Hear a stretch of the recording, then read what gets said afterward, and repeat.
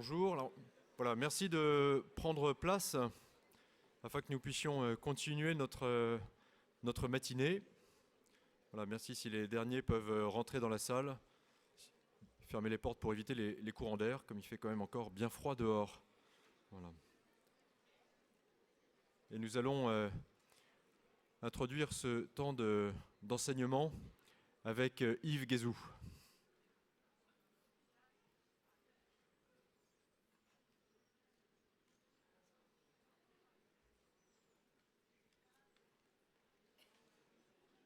Bonjour à tous et à toutes. Alors, voilà les dessins du jour, enfin qui sont d'hier. Aujourd'hui, je vais vous lire les bulles parce que je suis désolé, l'autre jour, on n'avait pas vu, enfin je n'avais pas remarqué que ceux du fond ne pouvaient pas les lire. Donc, mon Dieu chérit un moustique. Alors, le père qui répond, soit c'est un terroriste, soit c'est un suicide. Alors, une histoire qui m'a été inspirée. Ouais, mais c'est très sympa tes œufs pour l'omelette au jambon. N'empêche que mon cousin Paul, c'est vachement plus impliqué. L'important, c'est de s'adapter. T'as raison.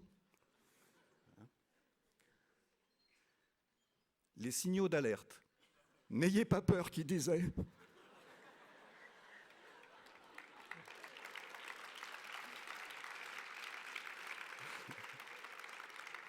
Voilà, et puis un petit bonus, c'est un dessin qui est dans le cadre du Clin d'yeux de Guézou, donc l'émission radiophonique sur Radio Ecclésia que vous pouvez retrouver sur le net si vous avez envie de les retrouver.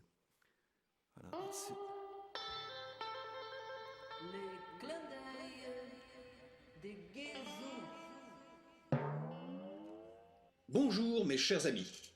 Cette semaine, nous allons aborder le sujet douloureux de la répartition des richesses dans le monde à travers un dessin publié dans la revue Message du Secours catholique et paru ensuite dans mon deuxième album, Si tu veux suivre Dieu, attache bien ton chameau, publié aux Presses de la Renaissance. Alors, nous sommes aux portes du désert africain, au beau milieu d'un paysage lunaire, une immensité de sable à perte de vue.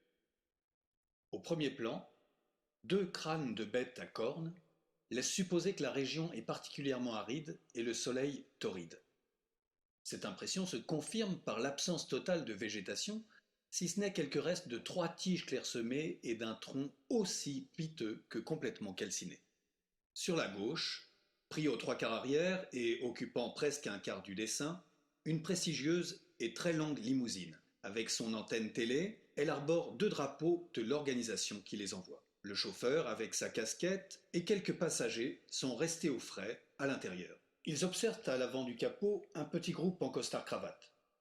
Leur tenue semble tout à fait insolite dans un tel endroit. Ils sont sortis du véhicule en bravant l'enfer brûlant, défendus par de simples mouchoirs sur la tête noués aux 4 coins, pour aller à la rencontre d'un homme de couleur noire et de son fils, assis par terre, affalés, complètement harassés par la soif et la faim, vêtus l'un et l'autre d'un simple short et dans la même posture. Visiblement, leur short, avec cette misérable cabane que l'on aperçoit au fond, difficilement plus rudimentaire, constitue en tout et pour tout leur seule richesse. L'une des personnalités du petit groupe, avec condescendance et compassion, s'est penchée vers le pauvre R pour le réconforter, s'appuyant les mains sur les 2 genoux. Tranquillisez-vous, l'augmentation significative des flux d'investissement dans le monde ont ouvert de nouvelles opportunités pour la poursuite du développement durable.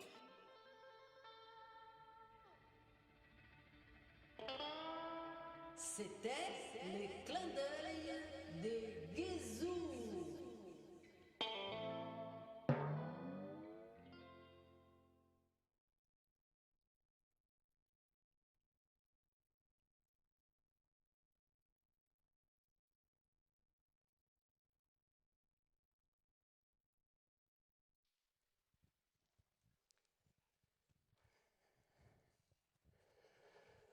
Laudato si, la contemplation. Je ferme les yeux et je vois des magnifiques champs de blé, la mer, la côte, les ciels étoilés, les merveilles de la création. Laudato si, contemplation. J'ouvre les yeux, je vois un mammouth qui me fonce dessus. Je ne sais plus quoi faire, je ne comprends plus. Ce mammouth arrive très très vite. Dans la tribu des Homo sapiens, des Homo faber, je ne sais plus quoi faire. J'ai besoin d'un vieux sage. Un vieux sage qui va me dire quoi faire, qui va me rappeler la parole de la fondation de la création. Dans le forum Zaché, nous avons proposé quelques vieux sages. Vous avez eu des témoins, des ateliers, vous avez eu Pierre-Yves Gomez, vous avez eu Dominique Bourg. Il y aura aujourd'hui encore un autre vieux sage. Rappeler la parole de la fondation de la création. Je ne sais plus quoi faire. Et pourtant, avec le parcours Zaché, je sais qu'il faut que je m'engage. Parcours Zaché, c'est aller de l'avant. C'est un parcours de formation. J'essaie de comprendre, j'ai compris beaucoup de choses. Et je rentre dans une période de transformation qui commence souvent par soi-même, ma propre conversion. Puis ensuite, bien en parler autour des autres, être évangélisateur, pas seulement entre cathos, entre bons paroissiens, éventuellement aux marges de l'Église. Le parcours Zaché, c'est aussi de l'évangélisation, n'oubliez pas. C'est aussi avoir du courage. J'ai beaucoup aimé le rappel en lecture aujourd'hui, bon courage. Voilà, on doit chercher ce qu'on a à faire avec l'aide des vieux sages, avec l'aide de Jésus, encore une fois, vivant, ressuscité, vivant, agissant, transformant avec nous. Et le parcours Zaché, le forum Zaché, c'est cet appel à être avec Dieu pour transformer, avec du courage. Dans les réflexions que vous avez eues, et puis qui vont continuer encore aujourd'hui ce dimanche, quelles sont mes priorités? Quel est mon discernement? J'ai prié hier devant le Saint-Sacrement et j'ai réfléchi aussi, moi, à mes petites actions de demain. Je rentre dans ma ville ce soir, vous allez tous partir, je reprends mon travail dans mon entreprise demain. Qu'est-ce que je vais faire? Je ne suis pas tout seul, heureusement, il y a toute une assemblée avec moi, tous les amis de Zaché. On va encore vous reparler de ce groupement, cette assemblée des amis de Zaché. Mais quand même, dans mon métier, à mon bureau, qu'est-ce que je vais faire? Quel courage je vais trouver pour discerner et agir? Moi, ma petite décision, ça a été de réfléchir à ce que j'allais faire directement avec mes ados. J'ai 4 enfants, nous avons 4 enfants avec mon épouse, et je sais que j'ai compris que le mammouth était loin. En fait, vous l'avez vu avec la température aujourd'hui, le réchauffement climatique, on ne le sent pas. Donc le mammouth, il est vraiment très loin. En revanche, pour nos ados, dans 15 ans, 20 ans, quand ils seront adultes, dans 50 ans, ce sera leur vie. Et le parcours Zaché, c'est aussi une semence, une graine. Ça a commencé il y a 10 ans. On fête un anniversaire, 2006-2016, mais c'est encore un petit arbre fragile. Donc il compte sur tous nos engrais, tous nos arrosages, tous nos soins, pour que cet arbre, à l'image de la création dont nous devons prendre soin, grandisse. Quand je dis que nous sommes aussi nombreux, c'est que je voyais le défilé à la communion, le défilé de la basilique à la salle ici, et j'ai dit, nous faisons aussi notre défilé du 1er mai. C'est dire qu'il n'y a pas que les syndicats ou les protestations. Il y a toute cette masse énorme de bonne volonté. Et en fait, on ne se doute pas souvent des bonnes volontés qu'il y a autour de nous. Moi-même, j'ai rencontré 2 collègues de mon entreprise, nous ne nous connaissions pas, donc ça a été des découvertes. Et je pense que nous allons devenir amis, j'espère. C'était une bonne surprise. Et donc voilà, des bonnes volontés, vous en avez. Et quand vous parlez du parcours Zaché autour de vous, je suis sûr que vous allez en trouver beaucoup. Donc dans l'image du vieux sage, avec tout le respect au sens du presbytérium, de la tradition des anciens, voilà, nous avons un père évêque. Père évêque, voilà. On a besoin de vous pour nous rappeler cette parole du Christ, cette parole de Dieu, cette parole de l'Église.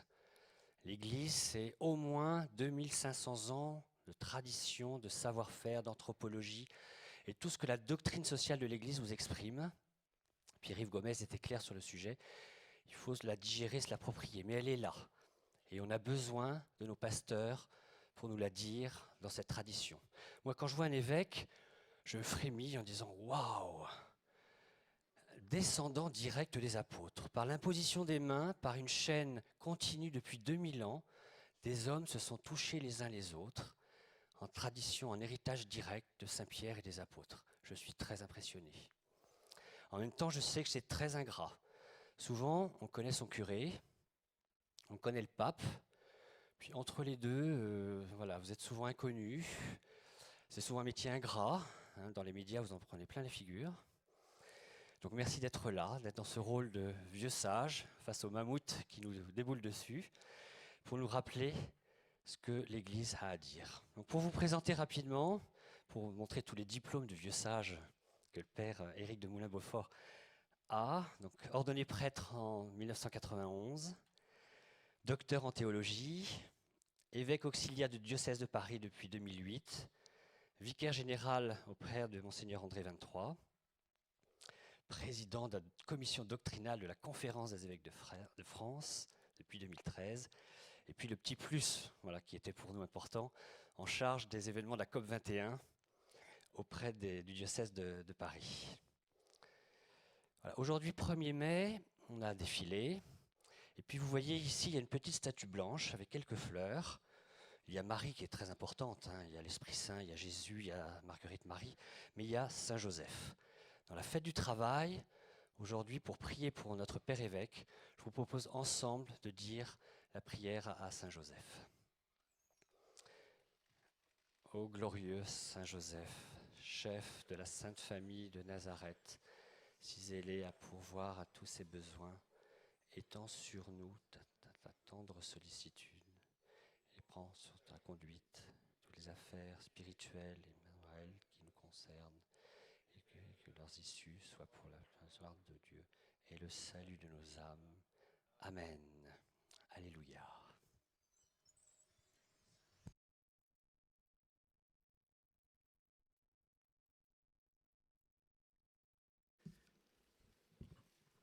Alors en 40 minutes, je ne prétends pas résoudre tous les problèmes du vaste monde, ni même synthétiser la totalité de l'enseignement de l'Église sur les sujets qui nous concernent. Mais je vous propose de méditer avec vous, de réfléchir avec vous à partir de l'encyclique Laudato Si.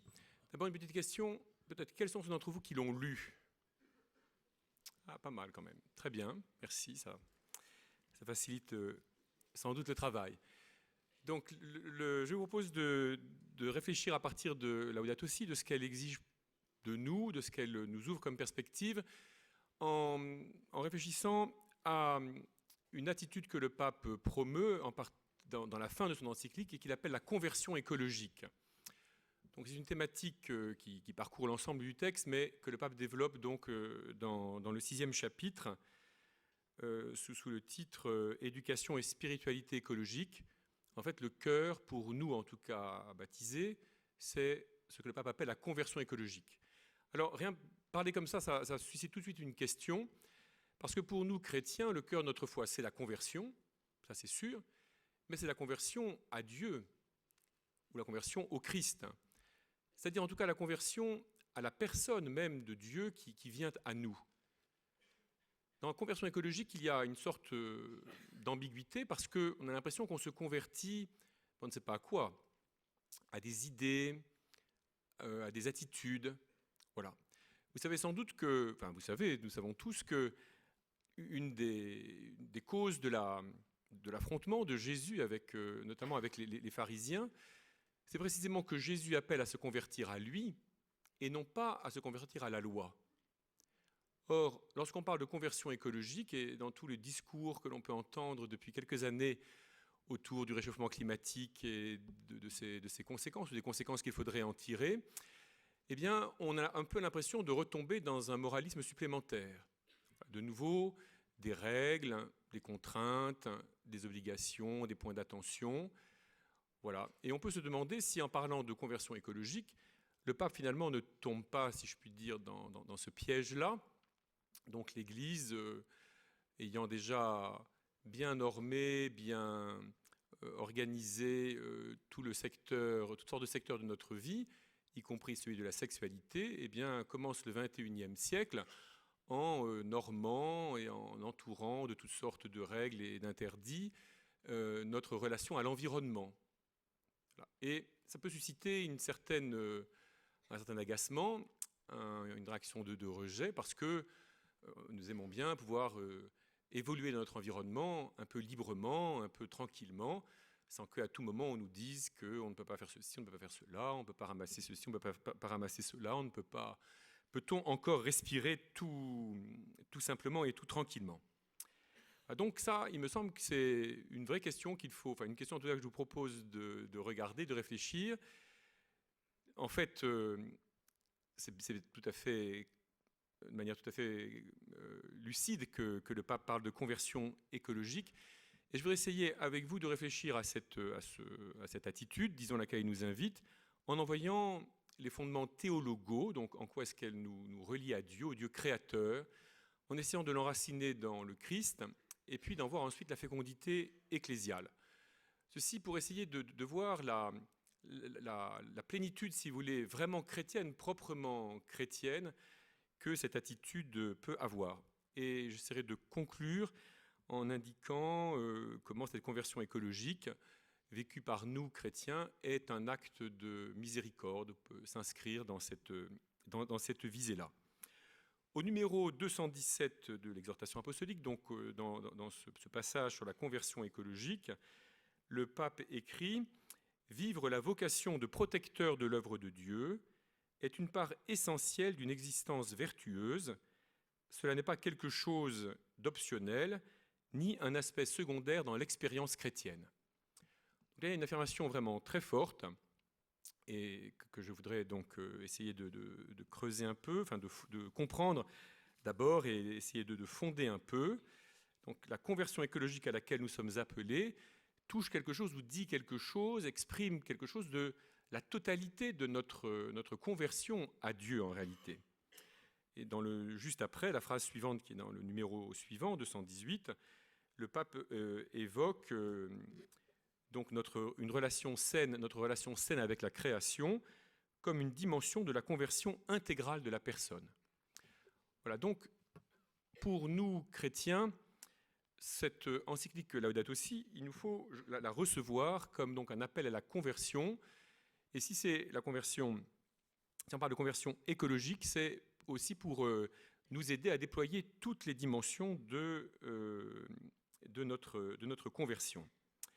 Alors, regardons d'abord, essayons de comprendre un peu le message ou l'enseignement de cette encyclique en cherchant les fondements théologaux. En juillet dernier, là, lorsque cette encyclique a paru, la première constatation que j'ai faite, qui m'a impressionné, et je ne suis pas évidemment le seul, c'est que le moteur du changement auquel le pape appelle, sous sa plume, n'est jamais la catastrophe à venir. Il n'y a pas de catastrophisme, le pape ne fait pas de description apocalyptique, il fait, vous savez, un tableau de la situation dans lequel il reprend le plus sobrement possible les données de la science, de la science ou d'observation, on vous a dit tout cela hier. Mais l'accent du pape n'est pas du tout de nous dire « nous allons à la catastrophe si nous ne changeons pas ». Ce n'est pas là-dessus qu'il insiste. Le vrai moteur, j'aurai l'occasion de le développer encore, parce que c'est, je crois, vraiment le cœur des choses et c'est ce qui doit nous motiver. Le vrai moteur du changement auquel le pape appelle, c'est notre perception, notre acceptation de la dignité de tout homme. Et donc notre responsabilité, notre engagement à tous à accueillir la dignité, donc l'existence de tout être humain. Je préciserai cela, mais vous voyez que déjà parler de la sauvegarde de la maison commune nous invite à voir cela. Le vrai moteur, ça va être nos relations avec l'ensemble des hommes, tous les hommes, ceux qui sont là aujourd'hui avec nous, mais aussi ceux qui viendront. Alors, à partir de là, on peut repérer que, il me semble que le pape, très concrètement, nous invite à 4 grandes attitudes. L'appel à ces 4 grandes attitudes traverse l'ensemble des chapitres de Laudato Si. Donc, ces 4 attitudes sont croire qu'on peut changer quelque chose, accepter d'être responsable, ne pas être, ou plutôt être lucide sur nos conditionnements de pensée. Et enfin, une attitude que je mets en dernier, mais qui est la première, si vous voulez, c'est s'émerveiller. Donc d'abord, croire qu'on peut changer quelque chose. Ça revient à plusieurs reprises sous la plume du pape. Il dit il est tard, si vous voulez, les choses sont très avancées, mais il insiste sur le fait qu'on peut toujours changer de cap. Il est toujours temps de donner une inflexion. Voilà, il est tard, mais il n'est jamais trop tard. Et alors, il justifie cela, un peu comme ça, en passant, par le fait, par exemple, au numéro 13, que le Créateur n'abandonne jamais sa créature. Il ne revient pas en arrière de son dessein créateur. Voilà. Donc, c'est ce qui amène le pape, par exemple, au numéro 61 aussi, à dire que la maison commune est très détériorée, mais l'espérance nous invite à reconnaître qu'il y a toujours une voie de sortie, qu'on pourra toujours repréciser le cap. Voilà, donc même s'il est tard, nous pouvons collectivement, et chacun à l'intérieur de l'ensemble, contribuer, chercher une nouvelle voie et chacun contribuer à la trouver. Deuxièmement, il faut accepter d'être responsable. Ça, c'est peut-être le point le plus difficile, mais le pape le fonde, j'y reviendrai aussi, dans l'idée que toutes les créatures sont liées. Alors, il reprend là une vieille thématique qui remonte à bien avant le christianisme, de l'homme microcosme dans le macrocosme. Donc, en l'homme se concentre la totalité du cosmos. Mais il reprend aussi, là, une idée tout à fait chrétienne, une idée de la création, que précisément le cosmos vient d'un dessein créateur, et que donc les créatures, elles se tiennent les unes les autres. Et il nous faut donc accepter d'être responsable, parce que l'œuvre du Créateur, c'est de nous donner les uns aux autres. La troisième attitude, donc, être lucide sur le conditionnement de nos manières de penser. Alors, ceux qui ont lu l'encyclique savent qu'il y a un long développement sur ce que le pape appelle le paradigme technico-financier, qu'il l'analyse de manière assez lucide, assez sévère. Mais le pape est souvent assez sévère. Le pape François, c'est un jésuite. Sa spécialité, c'est d'appeler les hommes à la conversion. Donc, il ne passe pas beaucoup de pommade. Il ne commence pas par dire « vous êtes des gens formidables ». Voilà, il est assez exigeant. J'ai participé au mois de novembre à une réunion des économistes catholiques et j'ai pu constater d'une association d'économistes catholiques, et beaucoup des participants étaient un peu déroutés, un peu blessés même, on peut le dire, de voir que le pape parlait très sévèrement, et à leur gré trop sévèrement et injustement, de l'entreprise, du marché, de la finance. Bon, comme quelqu'un qui, d'après eux, n'avait pas bien compris, ne comprenait pas ce qui se jouait et en quoi tout cela était nécessaire pour l'économie du monde.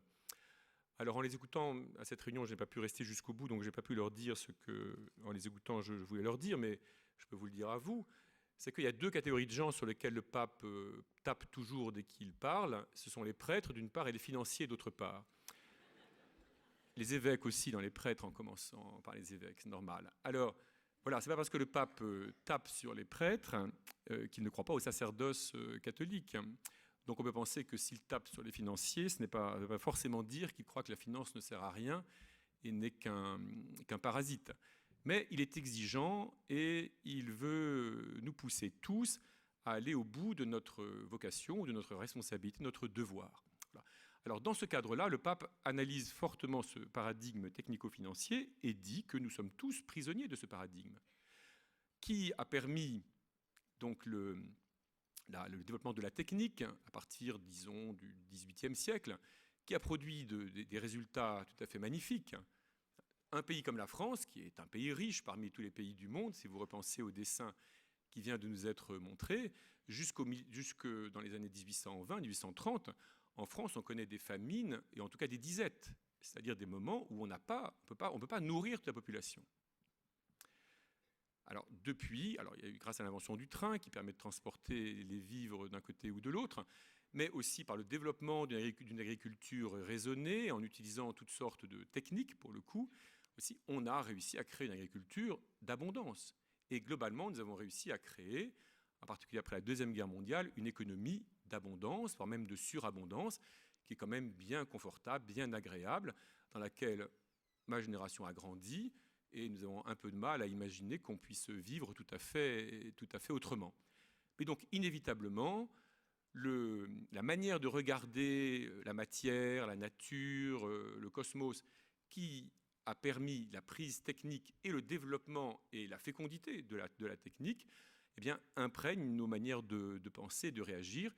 Il faut que nous soyons lucides là-dessus, parce que ça risque toujours de nous empêcher de trouver d'autres solutions ou d'imaginer d'autres manières de vivre, parce que nous sommes, encore une fois, trop habitués et que nous avons bénéficié des avantages de ce que cette manière de relation à la nature, disons au cosmos, nous a permis. Et donc, enfin, la dernière attitude, c'est s'émerveiller. Donc, le pape insiste sur le fait que toute créature appartient au langage de l'amour de Dieu, de la tendresse de Dieu pour nous. Ou bien il dit quelque part que tout être, même le plus éphémère, est un signe de la bonté de Dieu qui nous la donne. Alors, vous voyez, ces 4 attitudes, elles peuvent être partagées pas par tous les hommes. Il n'y a pas besoin d'être chrétien pour croire qu'on peut changer quelque chose, pour accepter d'être responsable, pour être lucide et pour s'émerveiller même devant les beautés même minuscules de la nature ou de la création. Mais nous, chrétiens, nous avons des motifs supplémentaires, si je puis dire. Nous avons la capacité de vivre ces attitudes avec une profondeur et une ampleur supplémentaires, parce que en fait, elles s'appuient sur, elles sont nourries, elles sont par notre foi dans le Dieu créateur, qui n'a rien d'évident. Croire que le monde est créé par Dieu, quelquefois nous croyons que c'est finalement ce qui est le plus facile à partager avec tous.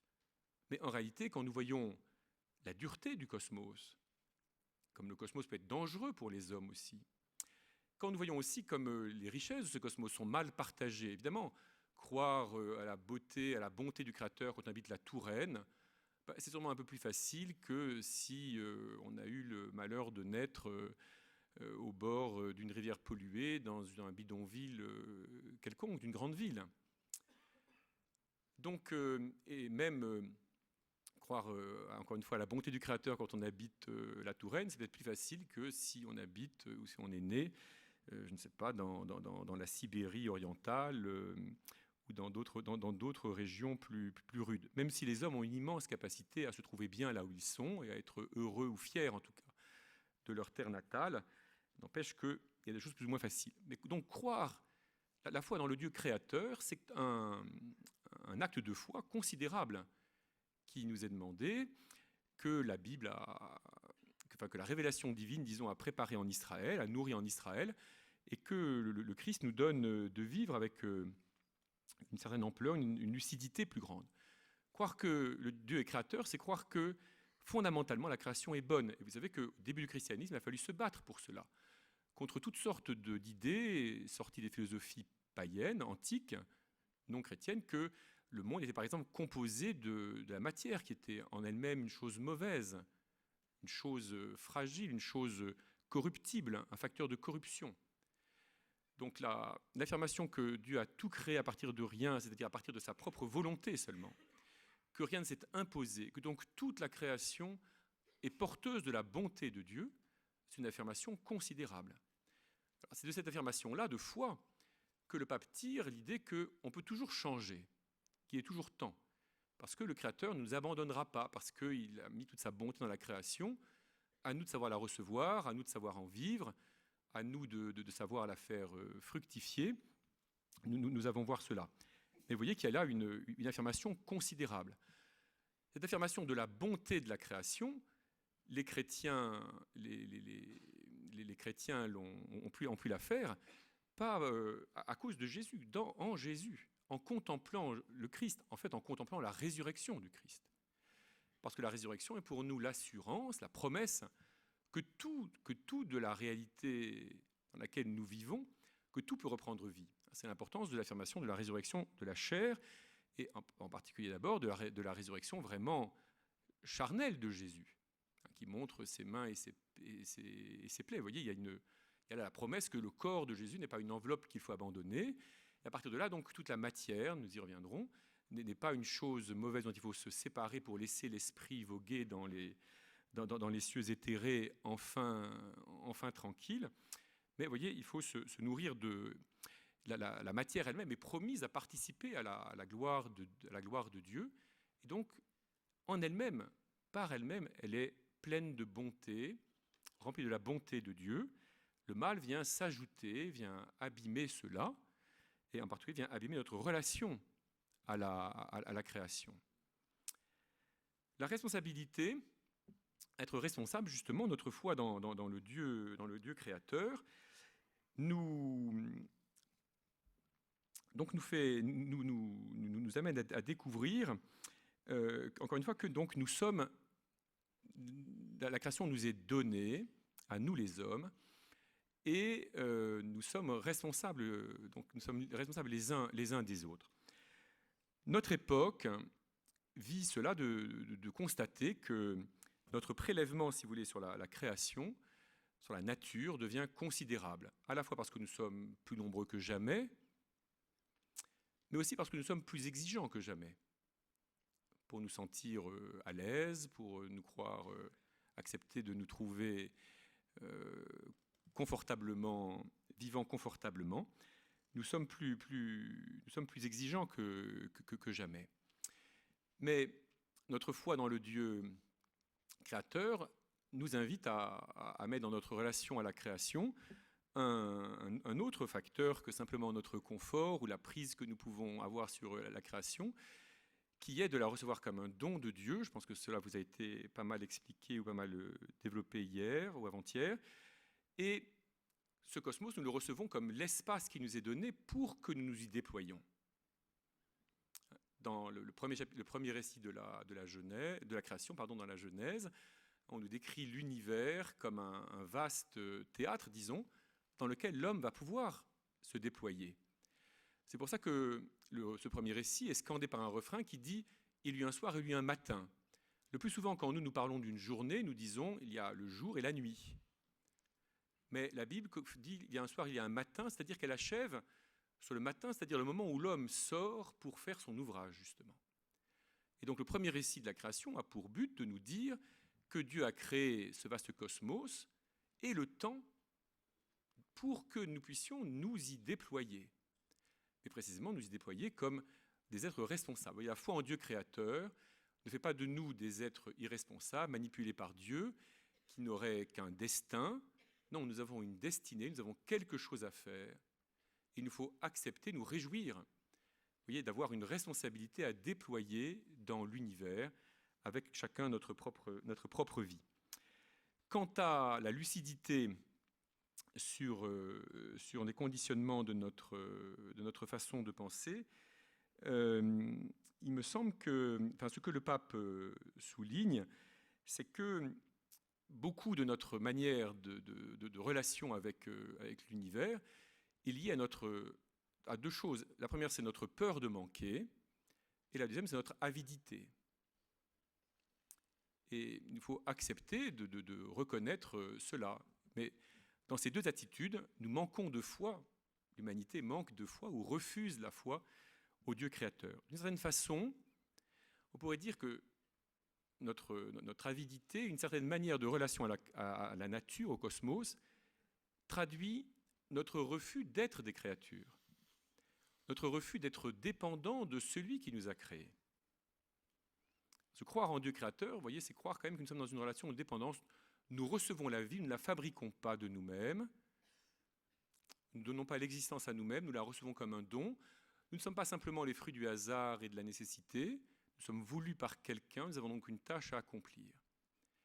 Donc, par-delà le problème du paradigme technico-financier, la lucidité plus profonde qu'il nous faut avoir, c'est notre acceptation, notre condition de créature, notre contingence, qui fait que nous mourrons, parce que dans le monde, sans doute, il y a du péché, etc., mais nous ne sommes pas nécessaires, et pourtant, à un autre niveau, nous sommes nécessaires, puisque nous sommes voulus par Dieu.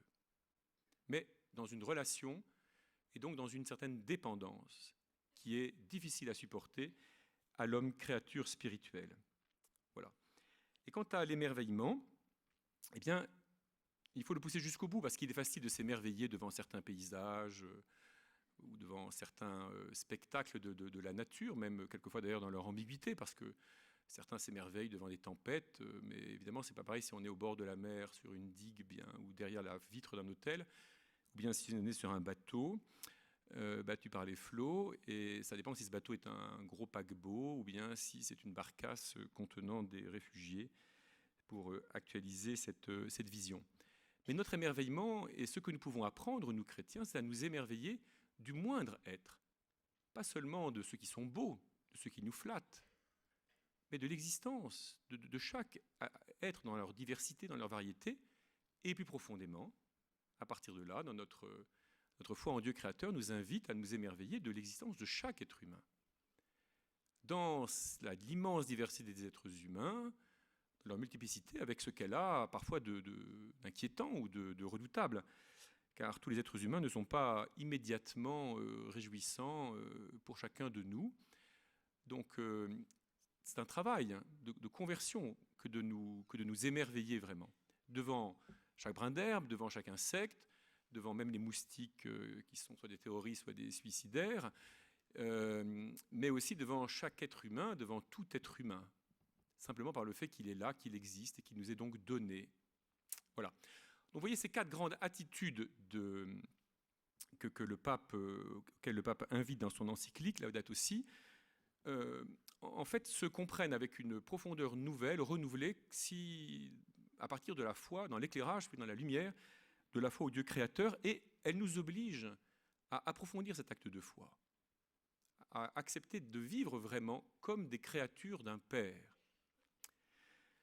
Je voudrais maintenant regarder un peu le chemin, disons, le chemin christologique, pour prendre des termes un peu qui donnent l'impression que j'ai réfléchi, le chemin christologique de la conversion. Ce que je veux faire, c'est regarder le Christ. En fait, c'est parce que le pape le fait. Donc il y a un chapitre où le pape examine un peu ce que la Bible, ce que l'Écriture sainte nous dit du cosmos, de la maison commune, et il a un petit développement assez bref, qui à mon avis aurait pu être développé, mais il faudra bien que d'autres le fassent, donc sur le Christ lui-même. Parce que donc pour nous, le Christ, Jésus, nous voyons en lui le Verbe incarné, c'est-à-dire le Verbe créateur, celui justement qui est le Fils bien-aimé du Père, en qui tout a été créé, parce que c'est dans la relation d'amour du Père et du Fils que la Trinité Sainte a pensé la création, si vous voulez, a voulu la création. Mais donc il est venu habiter parmi nous. Il a partagé notre condition humaine. Il a vécu dans notre cosmos. Et il vaut la peine de prendre un peu le temps de nous représenter. Comment Jésus, enfant, adolescent, adulte, a regardé le monde qui l'entourait. Comment il s'est émerveillé, lui. Il y a quelque chose, je trouve, d'impressionnant à nous représenter Jésus devant tel paysage de la Terre Sainte. Ceux qui sont allés dans ce pays savent que c'est un pays assez ordinaire, d'une certaine façon. Il n'y a pas des beautés stupéfiantes, mais enfin, il y en a quand même. Comme partout, il y a de beaux paysages. Voilà. Jésus a vu cela et il s'en est émerveillé comme tout homme. Lui, le Créateur, il a voulu connaître notre manière de pouvoir nous émerveiller. Et dans sa prière, de la nuit, le soir, au petit matin, il a tourné cet émerveillement en louange pour le Créateur. Il a d'autant plus fait que les psaumes d'Israël invitent à cette contemplation, à cet émerveillement devant la création. Donc vous voyez, lorsque nous-mêmes nous nous émerveillons devant la création, nous entrons dans l'attitude de Jésus. Mais là encore, nous voyons, si nous suivons Jésus, c'est pour ça que je parle de chemin, nous voyons que Jésus, s'il s'émerveille devant les lys des champs et devant les petits oiseaux, il s'émerveille aussi devant les plus humbles et les plus modestes des êtres humains. Il ne s'émerveille pas uniquement devant des grandes beautés. Jésus ne s'est pas promené sur la terre comme un esthète, pour goûter comme cela en esthète des beautés. Mais il a regardé cet univers, il a su s'en émerveiller. Il a respiré tout simplement dans son corps, il a respiré l'air. Il a d'ailleurs expiré aussi. Il s'est nourri, il a goûté la saveur des nourritures. Vous voyez, il y a toute une relation à la nature, au cosmos, que Jésus a vécu comme le Fils de Dieu et lui-même le Créateur, dans l'émerveillement, dans la conscience du don, de la bonté qui est contenue dans chacun de ces êtres et de ces objets. Et enfin, un dernier point important, c'est que Jésus a travaillé de ses mains. Il a acquis une technique, celle du charpentier. Alors on discute pour savoir ce que faisait le charpentier à l'époque de Jésus. Enfin, il construisait des maisons quand même. En tout cas, il a su ce que c'est que du bois, la qualité du bois, la variété du bois. Ce n'était pas un ébéniste, il n'a pas fait des commodes pour le roi Louis XIV. On peut supposer que ce qu'il a fabriqué était relativement sobre, modeste, nous paraîtrait peut-être un peu sommaire. Je reviendrai sur ce point, mais enfin, n'empêche qu'il l'a fait, il a éprouvé cela, il a voulu éprouver cela. Il ne s'est pas dispensé, vous voyez, de ce rapport-là à la matière qui est le travail et la capacité des hommes à le travailler. Et donc, comme nous tous, mais sans doute plus que nous tous, mieux que nous tous en tout cas, l'univers, le cosmos a habité, a pénétré son être, son intelligence, son cœur. La contemplation, la manière dont Jésus a regardé le cosmos nous invite à comprendre que nous avons tous et chacun à regarder aussi ces espaces infinis et tellement variés, non pas pour nous en effrayer, mais pour qu'ils habitent nos espaces intérieurs. Et en Jésus, nous pouvons peut-être comprendre que l'immensité du cosmos, en fait, exprime l'immensité possible de notre monde intérieur à chacun.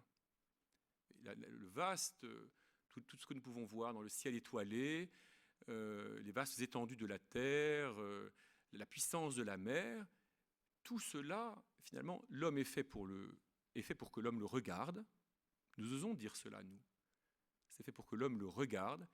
Et c'est pour que l'homme le regarde parce que tout cela exprime, et à la fois exprime et en même temps vient nourrir et agrandir, créer nos espaces intérieurs. Et la résurrection de Jésus, je le disais, et donc à ce moment-là, la promesse que, vous voyez, tout de la création est bon et tout peut passer transfiguré dans la gloire de Dieu. C'est pour ça que saint Paul, dans l'Épître aux Colossiens en particulier, mais aux Éphésiens aussi, contemple donc celui en qui tout a été créé et celui en qui tout retrouve la plénitude de toute sa place, la plénitude de sa création. Alors, à partir de en contemplant un peu comme cela Jésus, on peut aussi regarder la manière concrète dont Jésus a vécu. Et en parlant de la conversion écologique, le pape insiste, et c'est vraiment l'exemple de Jésus qui l'inspire pour nous dire cela. À partir du numéro 222, le pape a un développement tout à fait intéressant sur le moins et plus. C'est-à-dire, voilà, on peut apprendre, et on doit apprendre, il est bon d'apprendre, à recevoir dans le peu que l'on reçoit, vous voyez, toute une totalité. Je n'ai pas besoin de prendre toutes les choses de la terre, je n'ai pas besoin de les posséder toutes pour que, en fait, vous voyez, elles me soient données, elles m'habitent pour les recevoir. Je peux au contraire apprendre à goûter dans peu de choses toute une totalité qui m'est donnée. Une totalité, par exemple, ce sont des aliments, vous savez bien. Quand j'étais curé, une paroissienne avait imaginé de garder les enfants à déjeuner après le catéchisme. Alors, moi, j'avoue que je n'avais pas son courage parce que j'avais découvert que tous ces petits enfants de 10 ans, quand on les servait, le premier, ce qui se servait, prenait tout, en gros, pour évidemment ne pas tout manger. Voilà, parce qu'il y a une espèce sans doute de peur, d'angoisse de manquer. Alors après, j'avais donc découvert qu'en grandissant, finalement, c'est pas si mal, on apprend qu'on peut peut-être faire confiance un peu aux autres. Enfin, d'abord qu'il y a des autres, qu'on peut partager avec eux, et puis qu'on peut en faire confiance. C'est-à-dire que peut-être que si vraiment j'ai faim, j'aurai peut-être le droit à un deuxième tour, on ne sait jamais. Voilà. Je ne suis pas obligé de tout prendre tout de suite, de peur que quelqu'un me prive. Voilà. Et nous savons, en grandissant aussi, qu'on peut goûter dans un aliment bien préparé, bien fait, une plénitude de goût. On n'a pas besoin de se goinfrer, comme l'on dit. Quand nous regardons nous imaginons, nous représentons la manière de vivre, d'être de Jésus, nous comprenons cela. Vous voyez, découvrir le moins, que le moins est plus. Et vous voyez bien comment ça peut avoir des tas d'applications dans notre vie concrète. Comment, dans beaucoup de circonstances, beaucoup de situations, nous sommes toujours tentés d'avoir un peu plus qu'il ne faut pour être sûr de ne pas manquer, alors que peut-être nous pouvons apprendre, vous voyez, à modérer ces envies, ce besoin de possession, à dominer notre inquiétude du lendemain, et pour goûter la totalité qui nous est donnée. C'est pour ça que chez les Juifs, le repas est toujours un peu un acte liturgique. Et c'est pour ça que le pape invite aussi à ce que nous retrouvions le sens de bénédicité. Jésus a vécu cela, parce que pour un Juif, un repas, même s'il n'y a presque rien à manger, préparé par la mère de famille, on reçoit la bonté de la création qui nous est donnée par la bonté de la mère de famille. Donc c'est toujours, on est toujours dans le monde de l'abondance, même s'il y a très peu de matière à recevoir, il y a beaucoup qui est donné dans ce peu de matière. Une autre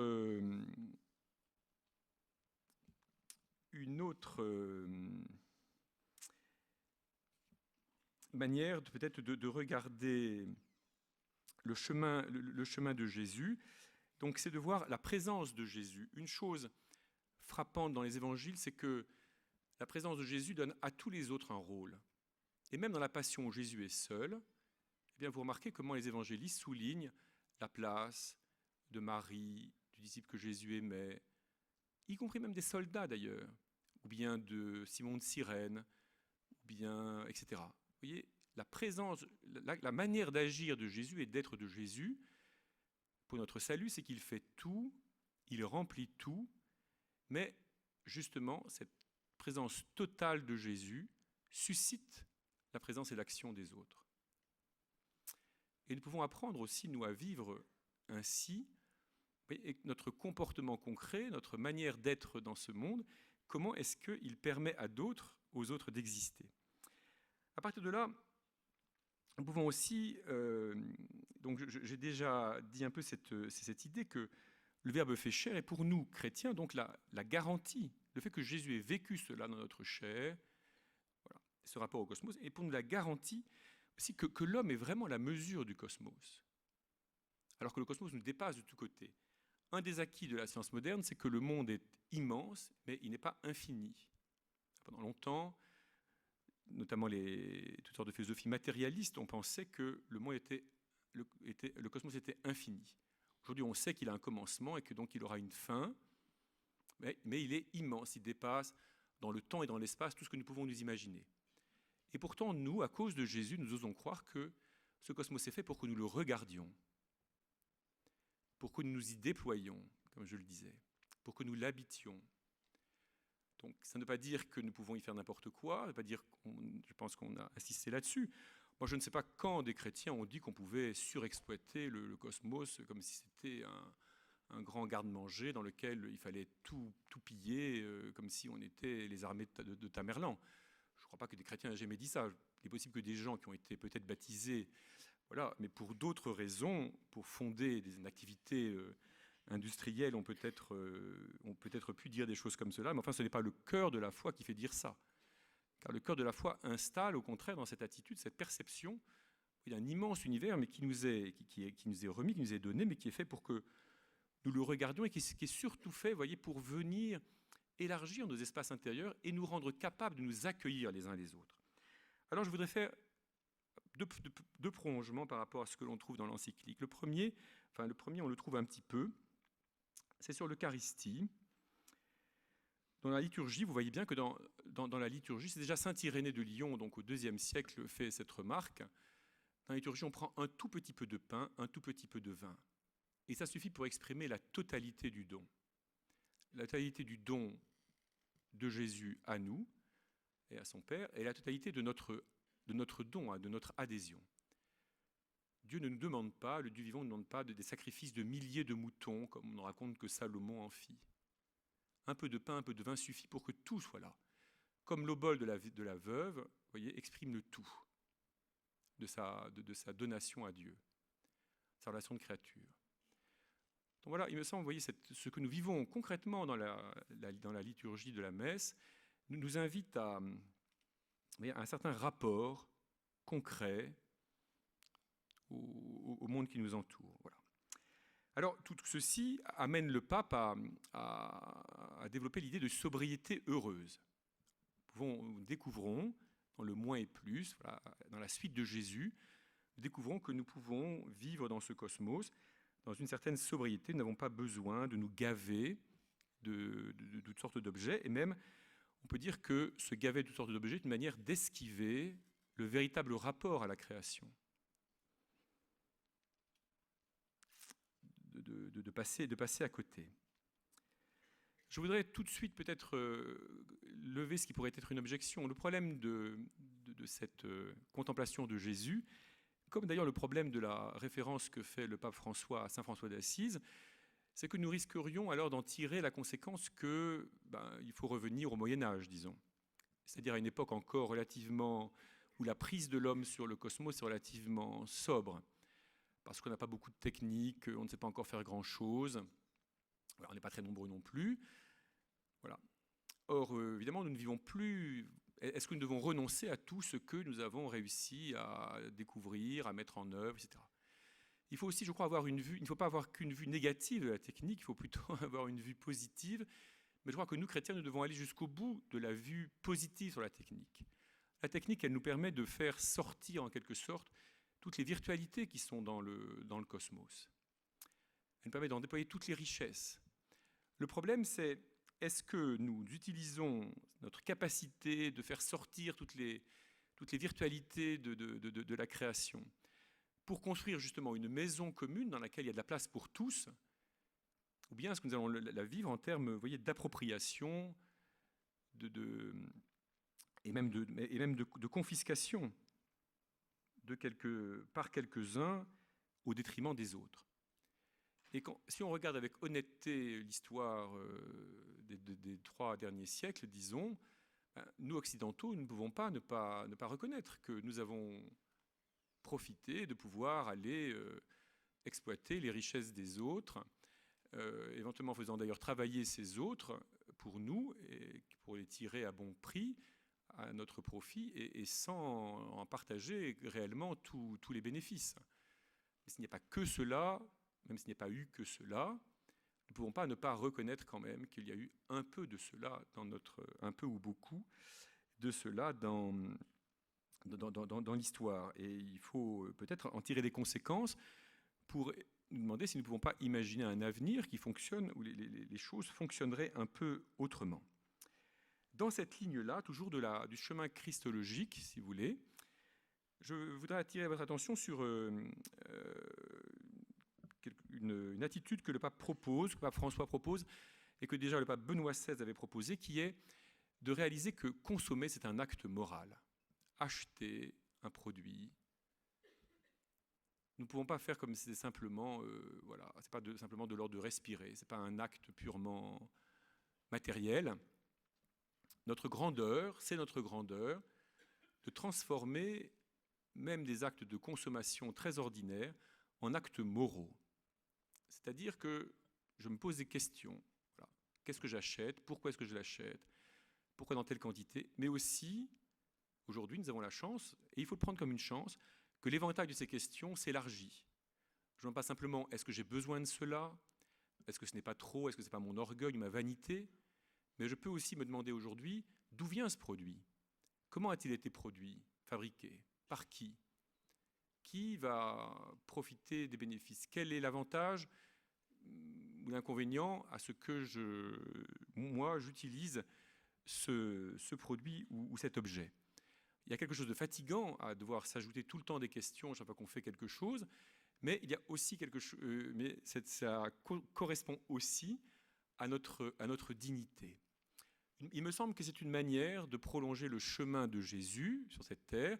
Il a vécu dans un monde relativement sobre, lui-même a vécu avec des moyens limités, et la quantité de toute façon de produits qui lui étaient proposés n'était pas forcément considérable.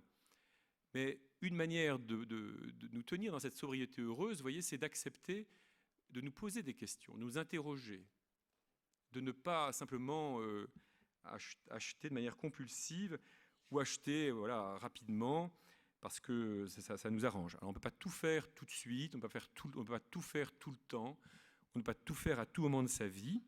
Il y a un chemin à parcourir et je crois que la contemplation de Jésus vivant comme un être humain ordinaire, qu'il a été pendant 30 ans quand même. Après, il a mené une vie un peu spéciale, mais pendant 30 ans, ce qui est considérable quand même, eh bien, cette contemplation, il me semble, peut nous aider. Dernier point, j'espère que je sors un peu de l'épure de l'heure, mais vous me le pardonnerez, je voudrais quand même dire quelques mots de la fécondité ecclésiale de la conversion écologique. Alors, vous voyez, quand le pape parle de maison commune, il nous invite, cette image qu'il emploie, nous invite à regarder donc le cosmos, je crois vraiment comme une espérance, pas simplement comme un garde-manger, un placard plein de ressources à exploiter, mais comme un espace dans lequel nous pouvons nous rencontrer, dans lequel nous pouvons nous recevoir, nous accueillir les uns les autres et aller les uns vers les autres. Finalement, ce qui a motivé les hommes pour qu'ils traversent les océans, c'est certainement de trouver du poivre, et à moins cher que par la route des Indes, peut-être. Mais je crois que plus profondément, c'est le besoin qu'ont les hommes de savoir ce qui se passe, d'en rencontrer d'autres. Le commerce est un merveilleux prétexte à aller se rencontrer. Et moi, quand on se lance dans l'aventure de traverser la mer, il faut bien se donner des raisons, des raisons qui paraissent rationnelles. Il faut bien, donc Christophe Colomb raconte une sorte de belles choses sur l'or qu'il va trouver. Mais en fait, c'est la curiosité. C'est le besoin de rencontrer. S'il y a d'autres hommes, ça vaut la peine de les rencontrer. Et je pense qu'une partie de l'aventure des migrants tient aussi à cela. Non seulement fuir son pays, mais aussi aller voir ailleurs. Ça fait partie de l'homme. Et ça suscite des tas de questions, des tas d'interrogations, des tas de peurs. Mais fondamentalement, vous voyez, ça part d'un élan qui vient du fait que nous sommes créés, nous sommes des créatures, nous sommes donnés les uns aux autres. Nous avons besoin de nous rencontrer. Nous sommes faits pour nous rencontrer, nous accueillir. Et un jour, dans la Jérusalem céleste, nous l'avons vu dans l'Apocalypse, nous nous rencontrerons tous et nous nous émerveillerons et nous verrons tous comme des pierres précieuses. Voilà. Donc le cosmos est pour nous, l'environnement est pour nous comme une figure de l'Église céleste et la promesse de cela. Donc notre rôle à nous, chrétiens, ce n'est pas de sauver la planète. Un jour, elle s'arrêtera, la planète. Nous, ce qui nous intéresse, c'est la Jérusalem céleste. Mais précisément, ça ne doit pas nous amener à mépriser le cosmos, mais au contraire, nous croyons que le Dieu créateur, qui est aussi le Rédempteur, ou le Rédempteur qui est le Créateur, le Rédempteur, il donnera toute la plénitude de la création, de la beauté, de la bonté de la création, il nous la donnera à goûter dans la vie éternelle. Nous ne pouvons pas nous représenter comment, mais il n'y a pas à en douter. C'est ainsi que toujours mon cher saint Irénée, évêque de Lyon au IIe siècle, explique que le pain n'est jamais autant du pain que dans l'Eucharistie. Le vin n'est jamais autant du vin que dans l'Eucharistie. Jamais il ne nourrit autant, jamais il ne réjouit autant. Donc vous voyez, un accomplissement de toutes les potentialités de la création qui nous est promise dans la vie éternelle. Alors nous, chrétiens, nous devons essayer de servir cela et d'en vivre déjà maintenant. Comment est-ce que... Alors le pape indique, il me semble, un critère très difficile, très exigeant, mais très nécessaire. Si vraiment donc là, le cosmos nous est remis, si nous devons lui faire porter tous ses fruits, déployer ça, en faire la maison commune où nous pouvons tous nous recevoir, nous accueillir les uns les autres, le pape souligne qu'une des grandes difficultés, c'est la place des pauvres. Donc au numéro 49 de son encyclique, il insiste sur le fait que trop souvent, dans les décisions que nous prenons, les pauvres viennent en dernier. C'est-à-dire qu'en fait, on prend des décisions pour toutes sortes de raisons, on lance des projets, et puis après, on se demande quelles conséquences ça va, éventuellement, dans le meilleur des cas, on se demande quelles conséquences ça va avoir pour les pauvres et comment est-ce qu'on peut compenser. Et donc le pape invite à ce que nous mettions le souci des pauvres au départ de nos décisions, de nos réflexions. Il me semble que dans les entreprises, dans les administrations, dans notre vie quotidienne, dans l'Église, dans un diocèse comme Paris, c'est une vraie question que nous avons à nous poser. Nous prenons des tas de décisions, nous prenons des décisions, et parfois ça vaut la peine, il vaut la peine, nous devons nous appliquer cette interrogation que le pape nous lance. Est-ce que ce qui motive notre réflexion, notre recherche d'une solution, c'est d'abord le souci des pauvres, de ce qu'ils ont à vivre, de ce qu'ils pourront vivre, ou bien, encore une fois, est-ce que nous n'y pensons qu'en dernier? Voilà. Il y a des tas d'applications tout à fait concrètes que je vous laisse deviner pour que vous n'ayez pas trop de mépris, encore plus grand, des pauvres évêques que nous sommes. Dans cette ligne-là aussi de la fécondité ecclésiale, je voudrais insister sur le fait que le pape souligne que la conversion écologique, ça doit être une conversion de chacun, mais il faut qu'elle ait une dimension collective. Parce que c'est un problème collectif. Et le pape dit qu'on ne peut pas résoudre des problèmes collectifs uniquement par une somme de décisions individuelles. Il faut des décisions individuelles, il faut créer un climat général dans lequel l'engagement de chaque personne, chaque individu, chaque citoyen va stimuler, mais il faut aussi des décisions structurelles. Voilà. Alors, il ne dit pas d'ailleurs, il ne dit pas tout à fait comment il faut faire, comment il faut les construire, quelles doivent être ces décisions. Le pape d'ailleurs ne cherche pas à donner des solutions, il invite à les chercher. Et de ce point de vue-là, je voudrais souligner, pour nous chrétiens et pour la vie ecclésiale, l'importance donc du réseau. Voilà. L'Église, de façon générale, dans la multiplicité de ses diocèses, de ses paroisses, de ses communautés, de ses mouvements, devrait être ou pourrait être un réseau dans lequel on s'aide à chercher des bonnes solutions. Une des chances, il me semble, qu'offre cette thématique de la conversion écologique, c'est qu'elle nous fait comprendre que dans ce chemin que nous essayons de faire pour vivre davantage du Dieu créateur et pour suivre davantage le Verbe incarné, il n'y a pas de solution toute faite. Parce que le monde change, les conditions économiques, sociales, culturelles, les possibilités techniques sont très différentes. On ne peut pas dire simplement ceci est permis, ceci est interdit. Il faut chercher quelles sont les solutions, il faut inventer. Et c'est donc le rôle de tous et de chacun, c'est le rôle aussi des associations, c'est le rôle, voilà, chacun selon son génie. Mais il faut aussi échanger, partager, et c'est sans doute pas par hasard que cette contrainte environnementale apparaît à un moment où nous sommes dotés de capacités de communication, d'échange très rapides, très faciles.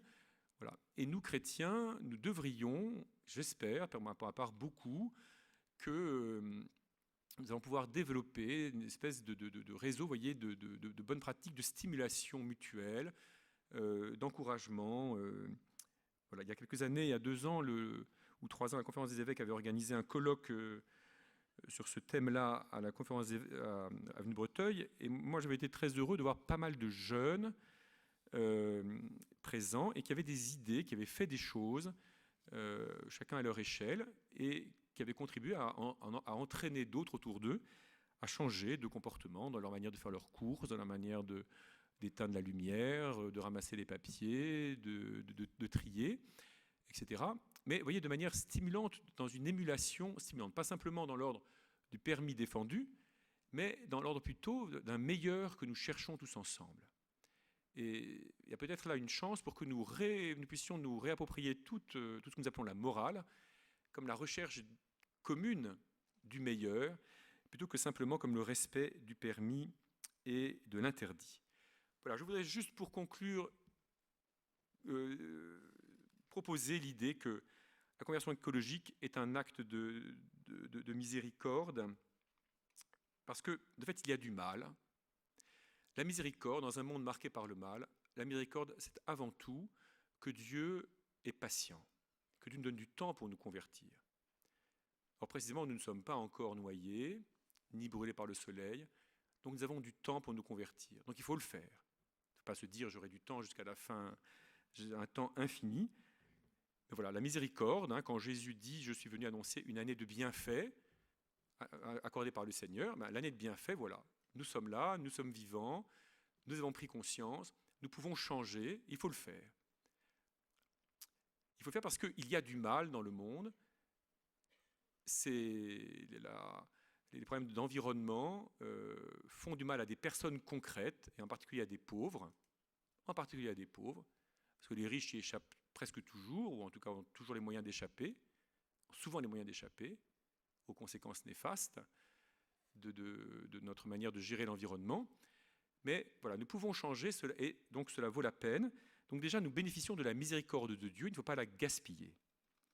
Mais ensuite, il me semble que c'est aussi un travail, un acte de miséricorde de notre part, c'est-à-dire nous devenons miséricordieux. En entrant dans cette conversion écologique, nous sommes aussi miséricordieux parce que nous essayons de faire du bien à d'autres, à des pauvres en particulier, qui sont très loin de nous éventuellement.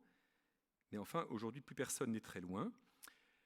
Nous ne sommes pas impuissants. Dans Mémoire Identité, le dernier livre qu'il a publié, le pape Jean-Paul II a expliqué pourquoi parce qu'il avait reçu de la prédication de la miséricorde par sœur Faustine. Et il a des formules tout à fait étonnantes où pour lui, la miséricorde donc, est de l'ordre de la limite que Dieu met au mal. C'est une puissance de Dieu. Ce n'est pas une vertu passive. C'est une action de Dieu, une puissance de Dieu qui met une limite au mal. Et il écrit ça parce qu'il dit qu'il a reçu cela alors que la Pologne sortait de l'oppression nazie, croyait qu'elle allait être libre, et hop, s'est retrouvée sous l'oppression soviétique.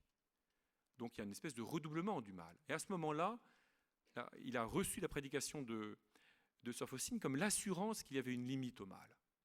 Ce qui est tout à fait étonnant. Eh bien, vous voyez, nous sommes responsables de cette limite au mal. Nous avons à contribuer à la mettre en œuvre. Voilà. En entrant dans la conversion écologique, sur des choses très concrètes, nous contribuons, vous voyez, et nous devenons des acteurs de cette miséricorde de Dieu.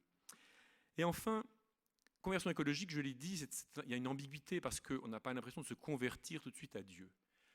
En fait, le pape parle ainsi parce que la conversion écologique, on peut y appeler tous les hommes. On peut, bien des choses de ce qu'il y a à faire peuvent être partagées par tout homme, parce qu'il y a une sorte de contrainte et en même temps des possibilités qui sont facilement partageables par tous.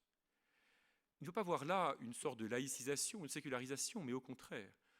En entrant, nous, dans la conversion écologique et en nous laissant stimuler par d'autres qui peuvent ne pas être chrétiens et qui peuvent être plus avancés que nous, mais en y entrant de bon cœur, eh bien, nous contribuons à aider des hommes et des femmes autour de nous à se mettre dans une attitude juste par rapport au Créateur à travers ses dons. Si les hommes pouvaient être, voyez, concrètement, dans leurs actes concrets, dans une attitude juste par rapport à la création, par rapport à l'environnement, eh bien, ils seraient sur un chemin plus juste dans la relation avec le Créateur et le Rédempteur. Et donc, je voudrais suggérer par là qu'il y a, vous voyez, une portée évangélisatrice considérable pour le salut de chacun et de tous. La conversion écologique me paraît très importante parce qu'elle permettra, elle aidera toutes sortes d'hommes et de femmes qui n'entendent pas forcément le Christ, qui ne peuvent pas complètement le recevoir, qui ne sont pas prêts à entrer dans l'Église, mais à se mettre sur un chemin juste devant le Créateur et qui, au jour du jugement, leur permettra certainement de pouvoir participer, de pouvoir être aspirés du côté du salut en recevant la plénitude des dons que ce Créateur aura voulu leur donner. Voilà, donc je n'ai pas dit qu'il fallait éteindre vos lumières le soir, débrancher son ordinateur, ramasser ses papiers, et tout ça, vous êtes capable de le trouver. Mais j'espère en tout cas, ce que je voudrais vous avoir partagé, c'est la conviction que cette encyclique du pape François met devant nous une belle tâche, une noble tâche, exigeante, mais qui relève notre responsabilité à chacun et notre dignité. C'est notre dignité d'être créé à l'image et à la ressemblance de Dieu, que de recevoir la totalité du cosmos comme un don de Dieu, et pour en faire un lieu où nous pouvons accueillir tous les hommes dans leur immense diversité, si nombreux soient-ils, parce que tout homme est un reflet de la beauté de Dieu et que dans l'éternité, nous ne pourrons que nous réjouir de l'immense multiplicité que nous avons été et que nous serons. Voilà, bonne suite de week-end à tous. Et surtout, bonne mise en œuvre après.